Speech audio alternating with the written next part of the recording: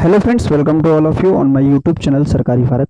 प्यारे साथियों, जैसा कि आप सभी को पता है और जैसा कि आप सभी को मालूम है कि DSSB 2023 के लिए Delhi subordinate service selection board की तरफ से 2023 के लिए नोटिफिकेशन आने वाला है और ये भर्ती आपको अब देखने को मिलेगी, जिसका नोटिफिकेशन पहले भी एक जारी किया गया था, जिसमें बताया था कि लगभग 16,000 पदों पर ये भर्ती आएगी, क्योंकि कोर्ट में केस चल रहा था और गवर्नर साहब के अधीन रहेगी DSSB या केजरीवाल साहब के, यानी कि दिल्ली सरकार के अधीन रहेगी। तो अब सुप्रीम कोर्ट का ऑर्डर आ चुका है कि जो DSSB विभाग है वह चुनी हुई सरकार यानी कि केजरीवाल सरकार को मिलता है। अब इस पर पूरा का पूरा नियंत्रण किसका होगा? केजरीवाल सरकार का होगा। तो इस भर्ती के अब जल्द आने के आसार हैं। लगभग एक आध 2 महीने में ये वैकेंसी देखने को मिल जाएगी। कब तक देखने को मिलेगी, कंप्लीट डिटेल में आपको बताने वाला हूं, और इसके अंदर क्या क्या प्रोसेस रहेगी, कितनी कितनी पोस्ट आपको देखने को मिलेंगी। तो यहाँ पर अगर हम बात करें PRT, TGT और PGT की, यहाँ पर पोस्ट देखने को मिलेंगी। प्राइमरी की माने तो यहाँ पर लगभग 1000 प्राइमरी के लिए लगभग 1000 प्लस पदों पर ये वैकेंसी आपको देखने को मिलेगी। लगभग 950 या 1000 प्लस के करीब देखने को मिलेगी, 900 और 1100 के बीच में। TGT की बात करें तो ये जो वैकेंसी है आपकी 9500 प्लस पदों पर ये वैकेंसी देखने को मिलेगी। और जो अध्याचन मांगे गए थे, अध्याचन प्लस जो पुराने पद खाली रह गए थे, जैसे TGT में तो बहुत सारे पद खाली रह गए थे मैथमेटिक्स के, और साइंस में भी रह गए थे, तो और भी पोस्टों पर बचे थे जो पद खाली रह गए थे। क्लियर है मेरे भाई? तो वहां पर जो वैकेंसी है पुराने पदों को जोड़कर और नए पदों को जोड़कर, तो ये पद बन रहे हैं लगभग इतने।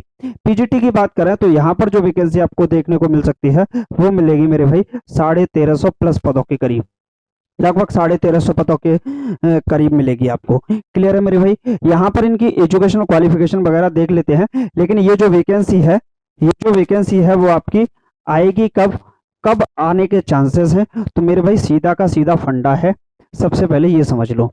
ये वैकेंसी आपको कब देखने को मिलेगी?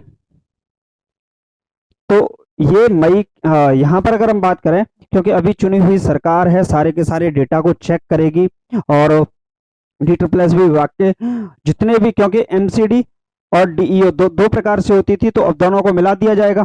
क्लियर है? तो यहाँ पर अगर हम बात करें, ये आपको मई के बाद जून के महीने में ये वैकेंसी आपको देखने को मिल सकती है। 99% आपके लिए नोटिफिकेशन इसका जून महीने में जारी हो सकता है। क्लियर है मेरे भाई? तो आप अपनी तैयारी को करिएगा, और कैसे करेंगे वो भी मैं आपको बताने वाला हूं। तो जून के महीने में ये आपको वैकेंसी देखने को मिलने वाली है, ये समझ लीजिए।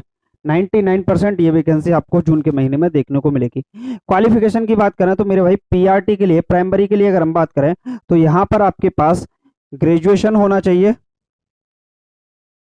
ग्रेजुएशन प्लस B.Ed या BTC में से कोई एक होना चाहिए। अब आप बोलोगे कि सर BTC, हाँ, B.Ed वाले तो अलाउड ही नहीं है। जी सर, अभी तक B.Ed वाले अलाउड हैं, क्योंकि दिल्ली का जो गजट पत्र आया था उसमें अलाउड किए गए थे, तो अभी तक अलाउड है। बाकी सुप्रीम कोर्ट के अधीन है जो फैसला, उस पर निर्भर करेगा, लेकिन अभी आप इसमें फॉर्म फिलअप कर पाएंगे इस वाली वैकेंसी में। क्लियर है मेरे भाई? इसके बाद बात करें तो ये वाली आपके पास अहर्ता होनी चाहिए। जबकि TGT के अंदर बात करें मेरे भाई, तो TGT के अंदर आपके पास ग्रेजुएशन होना चाहिए। यहाँ पर आपको CTET का जो पेपर है फर्स्ट आपको क्वालिफाई होना चाहिए, ऐसा नहीं है कि ये क्वालिफाई नहीं होना चाहिए। तो कम से कम जो आपकी अदर स्टेट वाले हैं दिल्ली से, उनको तो 90 प्लस, और बाकी दिल्ली वाले हैं उनके लिए जैसे CTET का सर्टिफिकेट होता है उसके हिसाब से 82 पर भी पास होते हैं SC ST कैटेगरी। बाकी कैटेगरी वाले 90 में भी पास होते हैं। फिजिकल हैंडीकैप्ड के लिए अलग है, तो दिल्ली वालों के लिए अलग है, और दिल्ली से बाहर जो भी अदर स्टेट है उनको 90 प्लस का स्कोर चाहिए सर्टिफिकेट में। यहाँ पर बात करें TGT के लिए ग्रेजुएशन प्लस आपको B.Ed ही होना चाहिए। B.Ed के अलावा अगर आप कुछ और हैं, BTC वगैरह यहाँ नहीं चलेगा। और इसके साथ आपका CTET का जो पेपर टू है वो आपका क्वालिफाई होना चाहिए मेरे भाई। तो CTET का पेपर 2 आपका यहाँ क्वालिफाई होना चाहिए। इसके बाद बात करें PGT की, इसके लिए आपका पोस्ट ग्रेजुएशन होना चाहिए,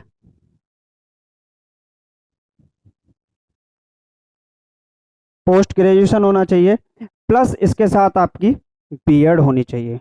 बस यही मांगा जाता है, बाकी इसके अलावा कुछ नहीं मांगा जाता है।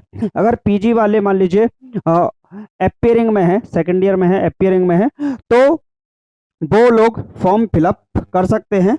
जबकि मान लीजिए पोस्ट ग्रेजुएशन कर रखा है आपने, माफ कीजिएगा, पोस्ट ग्रेजुएशन कर रखा है, बीएड की अपीयरिंग में है आप, तो आप फॉर्म फिलअप कर सकते हैं। लेकिन आपकी एमएससी या एमए जो भी पोस्ट ग्रेजुएशन है उसमें मिनिमम 60% का मार्क्स का आप रहे हो, आपके 60% मार्क्स होने चाहिए, तभी आप फॉर्म फिलअप कर पाएंगे। क्लियर है मेरे भाई। यहाँ पर अगर हम बात करें एग्जाम पैटर्न की, तो एग्जाम पैटर्न जो रहता है तीनों के लिए मैं एक एक करके बता देता हूँ आपको। जो एग्जाम पैटर्न यहाँ पर देखने को मिलता है, प्राइमरी के लिए बात करें तो यहाँ पर देखिए सबसे पहले आपका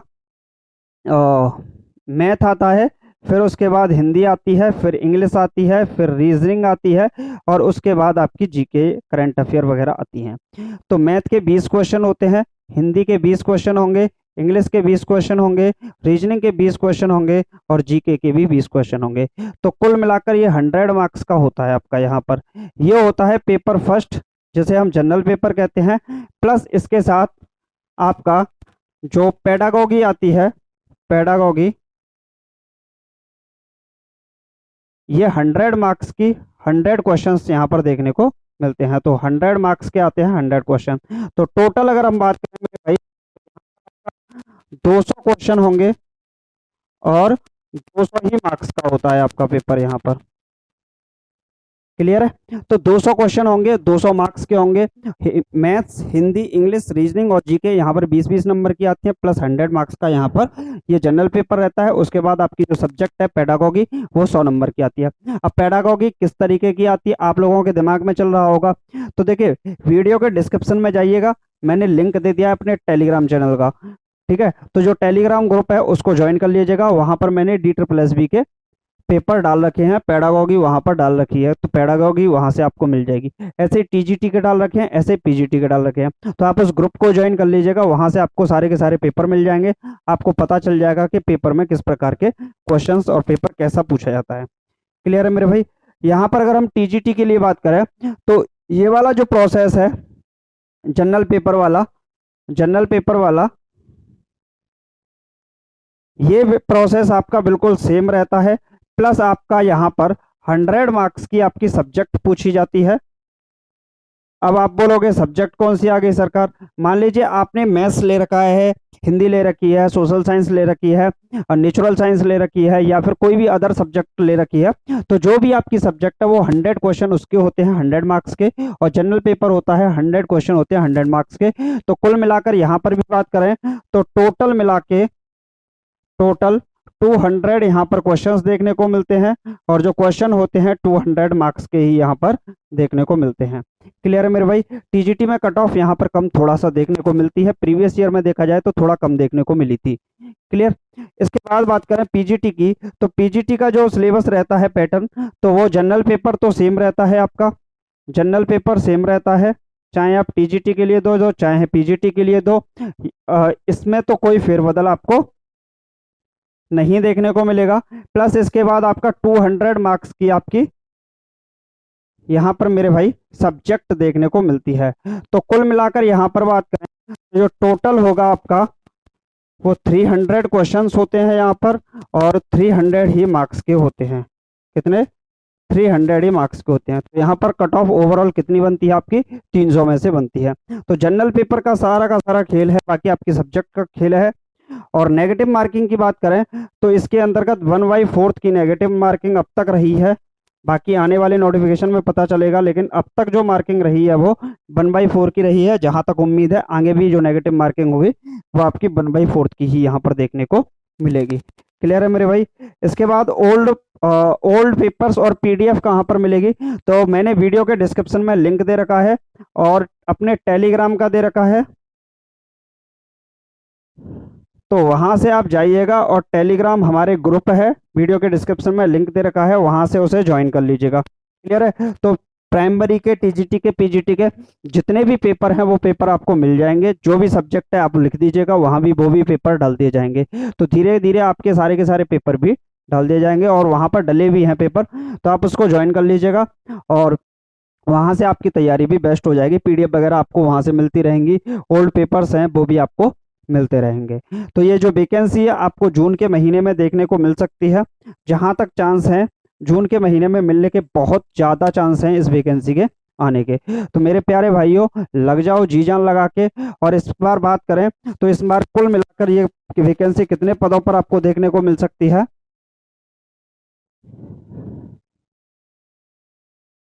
यहाँ पर अगर हम बात करें तो ये कुल वैकेंसी आपको लगभग लगभग 1,000 ये लगभग 12,000 प्लस 12,500 प्लस पदों पर यहाँ पर ये वैकेंसी आपको देखने को मिल सकती है। क्लियर है। तो लगभग 12,500 के करीब वैकेंसी आपको देखने को मिलेगी। तो ये मान लीजिए एक बहुत बड़ा अवसर होगा, बहुत बड़ी आपके लिए कामयाबी होगी। अभी से आप लोग लग जाएंगे इसके लिए तो आपको इसका बेनिफिट देखने को मिल जाएगा।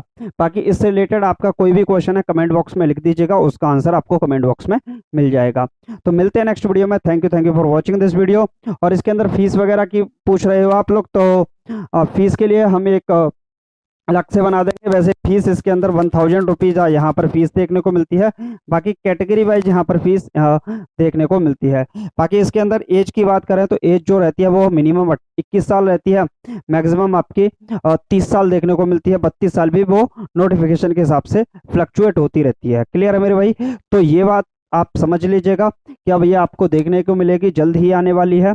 तो बस इसके लिए लग जाइएगा और तैयारी अपनी स्टार्ट कर दीजिएगा। प्रीवियस ईयर पेपर जो है उनको आधार मान के चलिए, बेहतर तरीके से आप निकाल पाएंगे। उम्मीद है आपको वीडियो अच्छा लगा होगा। अच्छा लगा लाइक सब्सक्राइब वगैरह कर दीजिएगा। और इसके लिए हम तैयारी भी कराएंगे, जल्द ही आपके लिए क्लासेस भी स्टार्ट हो जाएंगे। तो मिलते हैं नेक्स्ट वीडियो में। Thank you for watching this video.